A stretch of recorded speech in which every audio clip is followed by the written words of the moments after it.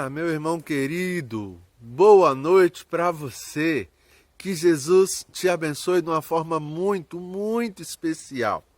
Hoje é quarta-feira, dia de ensino e de entendimento da palavra de Deus. Eu chamo você a aproveitar esse momento que Deus nos dá para aprofundarmos o nosso relacionamento na palavra do Senhor. Por isso, preste atenção. Desligue aquilo que pode tirar a sua atenção, desviá-la para outras coisas. Coloque o celular no centro da mesa e concentre-se. Concentre-se no ensino da palavra de Deus, porque a palavra de Deus é viva, eficaz, ela tem poder de transformar a nossa vida e muitas lições preciosas nós poderemos aprender nesta oportunidade que Deus nos dá.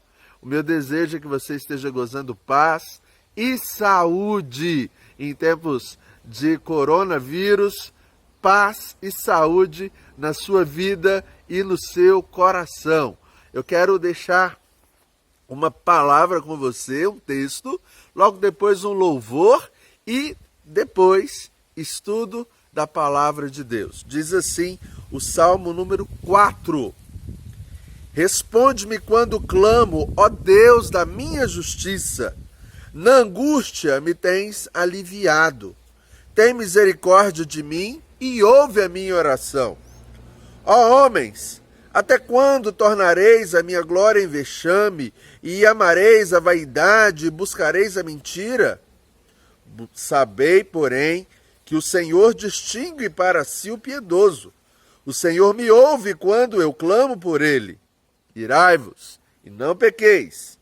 Consultai no travesseiro o coração e sossegai.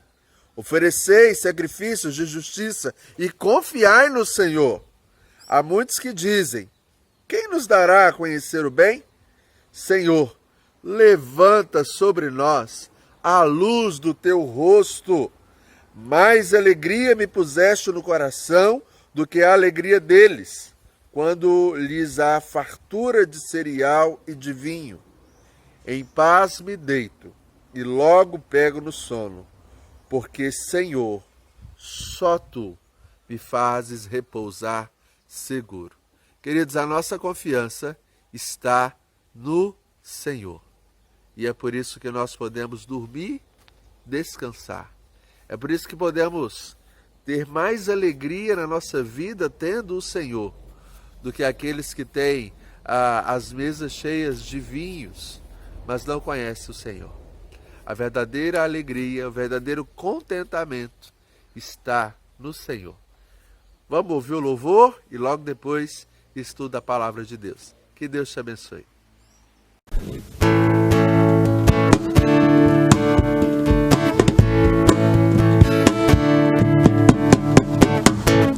É a graça de Jesus que me faz caminhar. É o amor do Pai que me faz viver. O poder do Espírito está sobre mim e me faz vencer. É a graça de Jesus que me faz caminhar. É o amor do Pai que me faz viver. O poder do Espírito está sobre mim e me faz vencer. E me faz vencer. Não há nada no mundo maior que o meu Deus. Todo o universo está em suas mãos. Ele é o Alfa e o Ômega. Os teus olhos de graça estão sobre mim. Ele se importa e me conhece bem. Ele é o Deus da minha vida, da minha vida. Vida,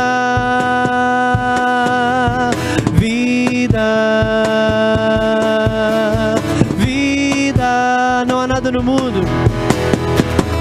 Não há nada no mundo maior que o meu Deus. Todo o universo está em suas mãos. Ele é o Alfa e o Ômega. Os teus olhos de graça estão sobre mim. Ele se importa e me conhece bem. Ele é o Deus da minha vida, da minha vida. Vida, vida, vida. É a graça de Jesus que me faz caminhar. Amados, nós continuamos estudando o Antigo Testamento e quantas lições valorosas como cristãos nós podemos tirar desse livro de Deus. Nós já estamos algumas quartas-feiras, estudando o livro de Josué, lembrando as histórias, as lições tão atuais para a nossa vida, e hoje não vai ser diferente não. Nós vamos nos deter no capítulo 9 de Josué, que conta uma história muito interessante. Eu vou ler apenas 2 versículos do capítulo 9, mas peço que você dê pause no vídeo e leia todo o capítulo para depois prosseguirmos, ok? Os 2 versículos que eu vou ler são estes, versículo 14 e 15, dizem assim: Então os israelitas tomaram da provisão e não pediram conselho ao Senhor. Josué concedeu-lhes paz e fez com eles a aliança de lhes conservar a vida. E os príncipes da congregação lhes prestaram juramento. Dá pausa aí no vídeo, por favor, leia todo o capítulo para você poder entender essa história. Bom, você já deu pause, você já leu, e a história, eu quero recontá-la. Ela é mais ou menos assim. Você lembra que o povo de Deus, nessa circunstância, ele estava vivenciando um período de guerra e também de tomar posse daquilo que Deus havia dado a eles. Então é um período muito diferente do nosso. E é por isso que no Antigo Testamento nós observamos tantas e tantas guerras, ok? E havia ali uma determinação para que eles tomassem aquela terra. Quando chega no capítulo 9, nós ouvimos de um povo que faz parte daquela terra que Deus tinha mandado tomar posse, que eram os gibeonitas. E o que os gibeonitas fizeram? Eles viram que o povo de Deus era um povo forte. Eles viram que eles iam tomar a terra. Então, eles que estavam um pouco mais distantes, o povo de Deus ainda não conhecia eles, apesar de estarem naquela terra que estava sendo tomada, eles colocaram roupas, como se fossem roupas surradas, de longas caminhadas, colocaram pão nas sacolas, pães e alimentos, como se esses pães e alimentos tivessem passado por uma grande viagem, eram pães velhos, e foram até os israelitas. E disseram o seguinte: nós somos um povo muito distante.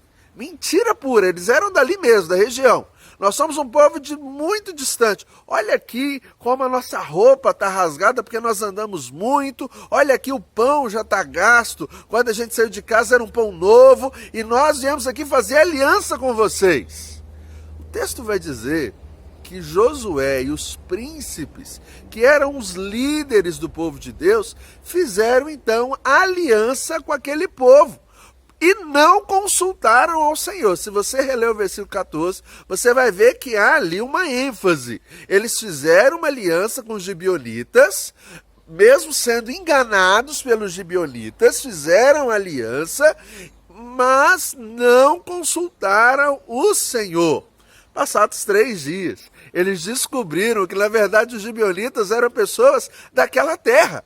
E agora eles não podiam quebrar a aliança que eles tinham feito com aquelas pessoas. E por conta disso, os líderes foram repreendidos por toda a congregação de Israel, porque fizeram uma aliança sem consultar a Deus.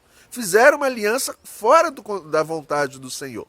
Então eles tomaram uma atitude. Os gibeonitas iriam poder viver no meio deles, mas iriam ser rachadores de lenhas e fazer trabalhos menores, ok? Mas eles viveriam toda a história de Israel encostada nos gibeonitas, e os gibeonitas com práticas diferentes de Israel, com jeitos diferentes. Seria mais ou menos conviver com um espinho, ok? Naquele cenário, naquela circunstância.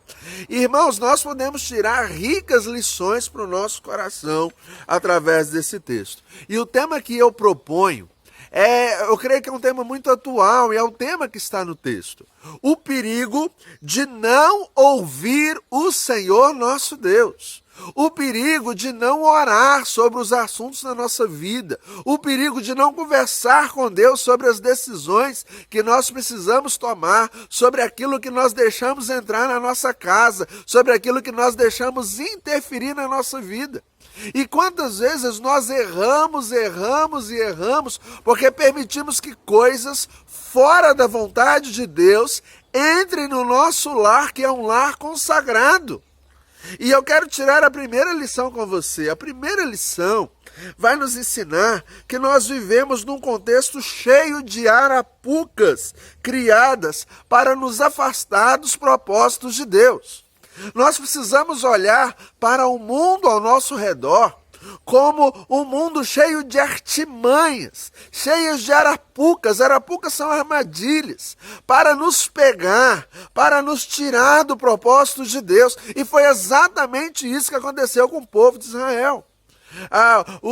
As pessoas que estavam ali ao redor, que queriam colocar Israel no arapuca, eles foram muito inteligentes. Eles pegaram pães já bolorentos, pães já velhos, colocaram roubas e com artimanha, com uma armadilha, foram lá, contaram uma história e por causa da sua história foram ouvidos. E a partir daquele momento, algo que Deus não aceitava passou a estar dentro do povo consagrado de Deus. Querido, pense numa coisa, o mundo que nós vivemos, segundo Jesus, jaz do maligno.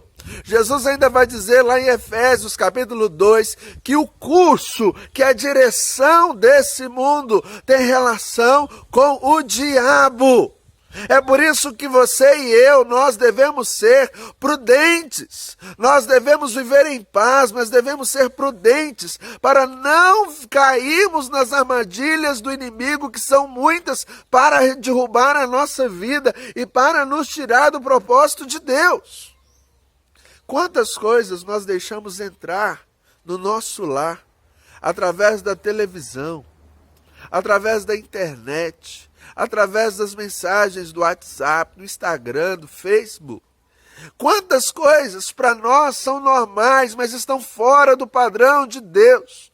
Quantos costumes no trabalho, costumes de usar má fé, de usar da mentira, de permitir que os negócios tomem conta da nossa vida moral, e nós trazemos isso para a nossa vida, uma vida consagrada a Jesus, e como se isso fosse normal, porque tudo faz, e isso está errado.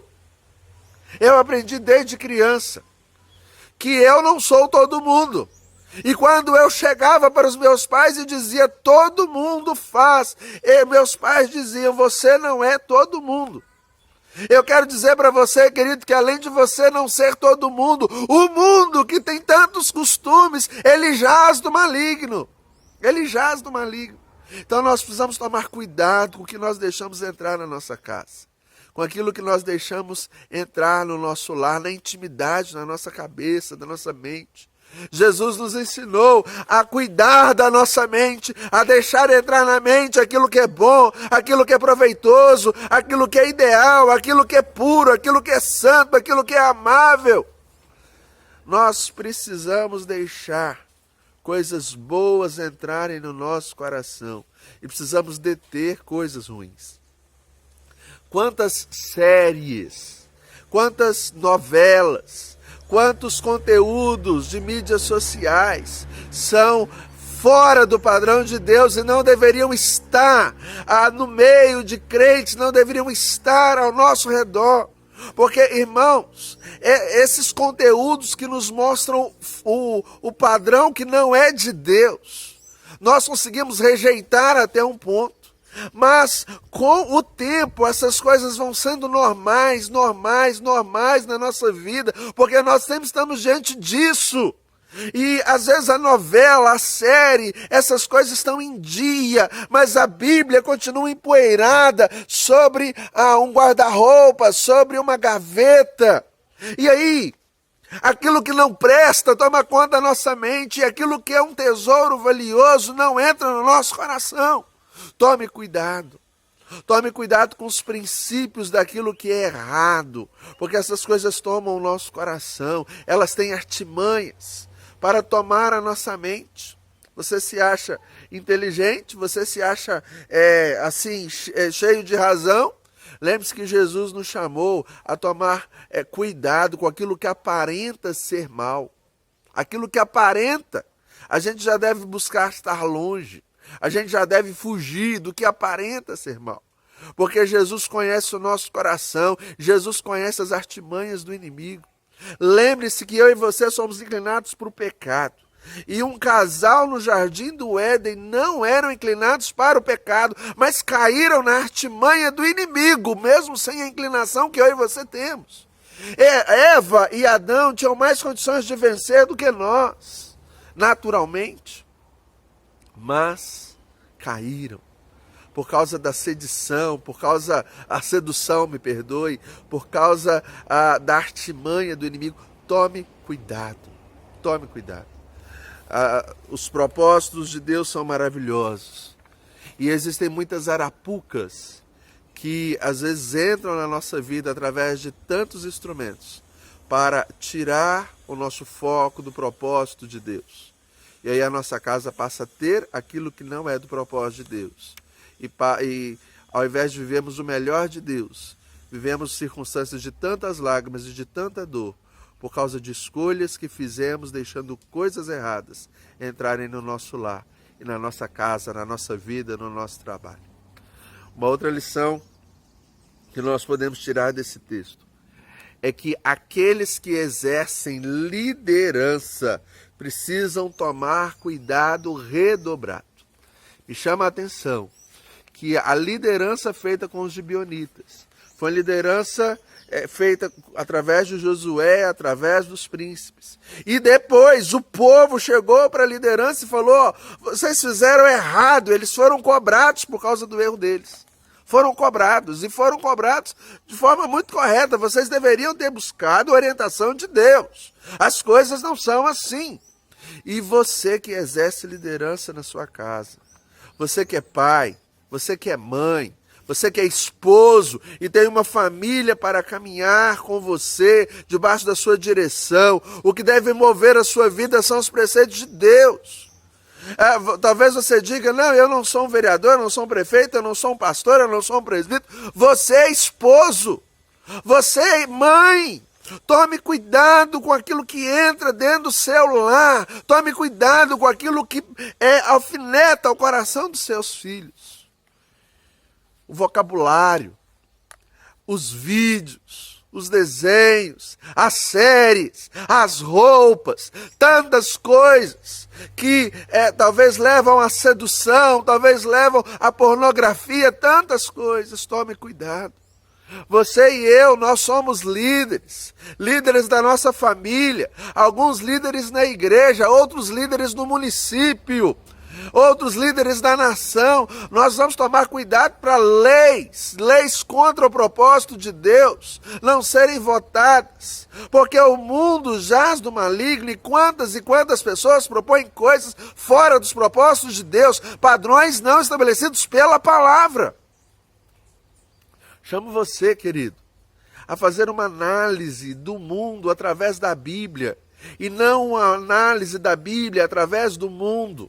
Chamo você, meu querido, a buscar o padrão de Deus para o seu coração, a transformar o mundo, como disse Paulo em Romanos capítulo 12, a ser um agente de transformação da sociedade e não ser transformado pela sociedade, porque a sociedade nos transforma naquilo que é mal, naquilo que é do diabo, naquilo que não exalta e não glorifica Jesus.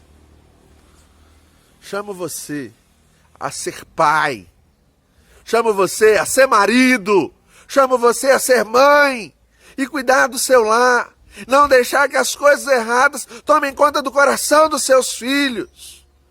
A ensiná-los a amar a Deus, a ler a palavra de Deus, a orar a Deus, a buscar a Deus. E, inclusive isso é prometido no batismo.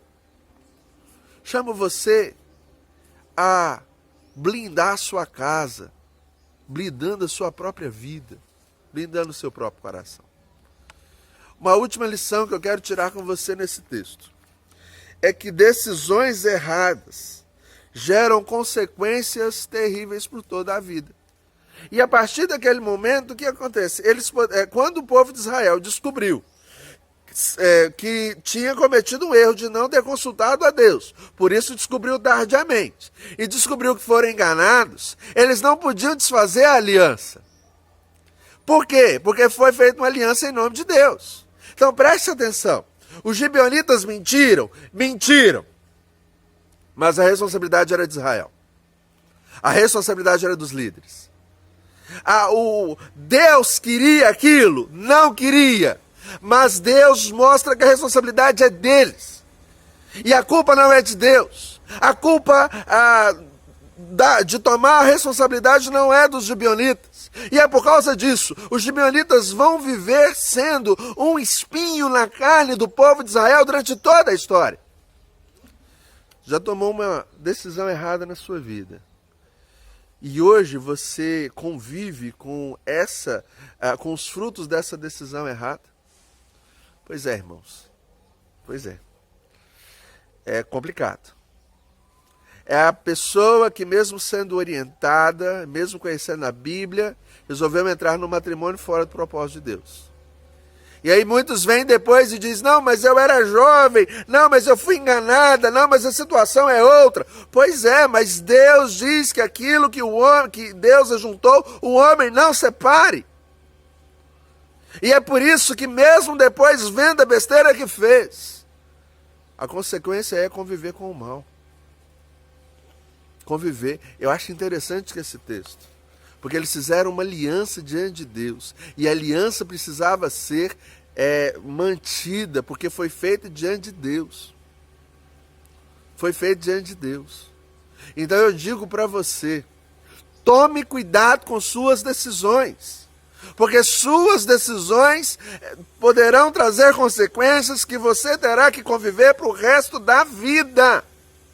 A forma que nós cuidamos dos nossos filhos, a forma que nós administramos o financeiro, a forma com que nós trabalhamos e empenhamos nas atividades do dia a dia, isso trará consequências. E consequências que vamos precisar conviver, mesmo sendo dolorosas, mesmo sendo difíceis.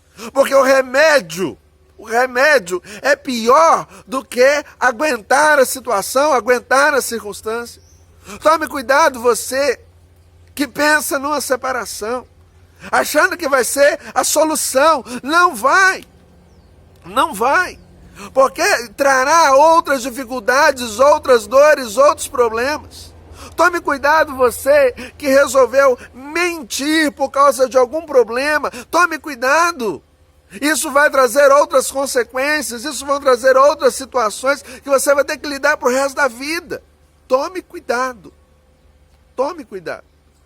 Deus tem o controle da situação. O mundo é maligno e eu e você somos responsáveis pelas nossas atitudes. Eu e você somos responsáveis. E às vezes temos que lidar com as situações, todo instante, em todo momento. Eu digo às vezes, meus irmãos, porque em muitas situações Deus ainda é misericordioso conosco. E esse Deus de misericórdia nos livra em muitas situações, também da circunstância difícil, também do conviver, mas em outros momentos, em outras circunstâncias. Ele deixa ali a circunstância dolorosa para nos mostrar a responsabilidade. Você é responsável, eu somos responsáveis. Queridos, como eu disse, esse é um texto que nos traz muitas e muitas lições. Mas eu queria dizer para você, talvez você tomou decisões erradas no passado, ou talvez tenha tomado decisões erradas hoje e está arrependido, mas já vislumbra uma circunstância que vai ser curada a longo prazo, talvez. Quero dizer para você que Deus continua sendo o trono. E mesmo quando tomamos uma decisão errada, nós precisamos voltarmos para Deus em arrependimento. E voltarmos a Deus para sermos supridos por Ele, para enfrentarmos as dores que nós mesmos provocamos. E Deus é aquele que nos ajuda a enfrentar essa dor. Às vezes, Deus é tão misericordioso que nem deixa a gente passar. Mas quando Ele nos deixa passar, Ele costuma nos fortalecer. A responsabilidade é nossa. Mas a graça em nos ajudar, ela é de Deus. Tem um episódio da palavra de Deus, quando Jesus perguntou: o que dizem as pessoas que eu sou? Pedro, aquela pessoa que gosta de falar antes de todo mundo, ele disse: tu és o Cristo, o Filho do Deus vivo. Fera, Pedro, você não ia conseguir se Deus não tivesse tocado seu coração. Isso você foi boca do Espírito Santo. Na circunstância posterior do texto, Jesus fala sobre a sua morte. E Pedro chega para Jesus e diz o seguinte: Jesus, o senhor não vai passar por isso não, não fala isso não. E aí começa a dar conselho errado para Jesus. E aí Jesus diz: arreda-te, Satanás. Naquele momento, Pedro foi boca de Satanás. Você consegue entender? Alguém que foi boca de Deus, um instante depois é boca do diabo. Você consegue entender, Pedro? Eu consigo. Porque quantas vezes eu e você declaramos o nosso amor a Deus e a consciência de quem Deus é, mas logo depois, com os nossos atos, nós nos desviamos dos propósitos de Deus e somos ferramentas de Satanás, permitindo que coisas ruins aconteçam. Eu entendo Pedro, porque essa não é só a história de Pedro, essa é a minha história, essa é a sua história. Você que é um discípulo que tenta viver com Jesus, já deve ter se visto frustrado pelos erros que comete, pelas falhas do seu próprio coração. Mas sabe o que me chama mais atenção? Jesus diz: arreda-te, Satanás. Pedro fica. Satanás vai embora. O que é ruim vai embora. O que não ajuda, o que não abençoa, o que atrapalha vai embora. Mas eu e você continuamos ligados a Jesus porque Ele nos ama. E Ele quer nos purificar do mal. E Ele quer tratar o nosso coração. E é por isso que eu digo que Jesus te chama hoje para ficar perto dEle. Chama hoje para te ajudar a vencer as consequências do mal. Chama hoje você para confiar e para escutar e para viver mais ao lado de Jesus. Esse é o chamado de Jesus. Essa é a graça de Jesus. Eu queria deixar uma palavra para você de que nós devemos voltar para Jesus quando erramos, arrependidos. E nós ouvimos da boca de Jesus o amor. Ouvimos da boca de Jesus a graça. E ouvimos da boca de Jesus: vamos tentar mais uma vez? Me ouça a partir de agora e nós vamos conseguir chegar lá na frente. Vamos embora. Então hoje Jesus te chama: vamos embora para a glória do Senhor. Vamos continuar a nossa caminhada. Agora sabendo que precisamos conversar mais com Deus sobre a nossa vida, sobre as decisões do nosso lar. Precisamos tomar mais consciência daquilo que deve entrar na nossa casa e o que não deve entrar. Precisamos mais ouvir Deus para errar menos e para buscar mais uma vida consagrada ao Senhor. Vamos orar? Senhor Jesus, abençoe esse irmão que ouve essa mensagem. Essa irmã que hoje foi exortada, educada na Tua palavra. Quero pedir a Deus que o Senhor tome a nossa vida, a começar de mim, que sou apenas um canal, Quero pedir que o Senhor pegue a nossa vida, e nos ajude a ter entendimento, a ter uma vida de oração saudável, a ter, ó Deus, o foco na Tua palavra, para que coisas ruins estejam lá fora, coisas boas estejam no nosso lar. E através de um lar renovado no Senhor, possamos ter também homens e mulheres que são instrumentos do Senhor para abençoar a sociedade. Nos ajude, meu Deus, a entender os Teus propósitos, a entender a Tua vontade. Nós oramos em nome de Jesus. Amém. E que a graça do Senhor Jesus, o amor de Deus, a comunhão e a consolação esteja sobre você e sobre todo o povo de Deus, espalhado pela face da terra, hoje e por todo sempre. Amém. Querido, que Deus abençoe. Uma boa noite de descanso. Travesseiro é um lugar de você orar. E dorme, descansa no Senhor. Ok? Que Jesus te abençoe. Todo dia tem mensagem lá no canal da Quarta Igreja. Curta, comente aquilo que Deus falou no seu coração e compartilhe a mensagem. Isso é importante. Você está sendo um missionário. Ok? Se inscreva também no canal. E lembre-se que sexta-feira, 7h30 da noite, às 19h30, tem live de oração. Espero você lá, hein? Que Jesus nos abençoe. Um forte abraço.